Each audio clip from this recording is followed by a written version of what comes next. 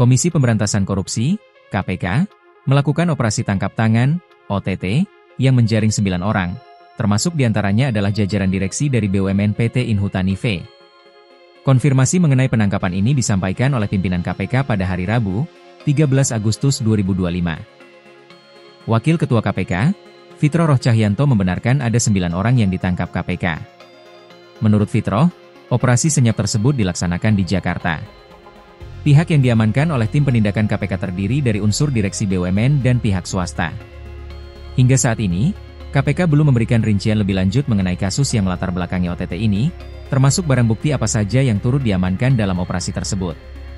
Penangkapan ini menandai OTT kedua yang dilakukan oleh KPK dalam kurun waktu 1 minggu. Sebelumnya, KPK telah melakukan OTT di lingkungan pemerintah Kabupaten Kolaka Timur, Sulawesi Tenggara. Dalam kasus tersebut, KPK menetapkan 5 orang sebagai tersangka, termasuk Bupati Kolaka Timur, Abdul Aziz, dalam dugaan suap terkait pembangunan Rumah Sakit Umum Daerah, RSUD.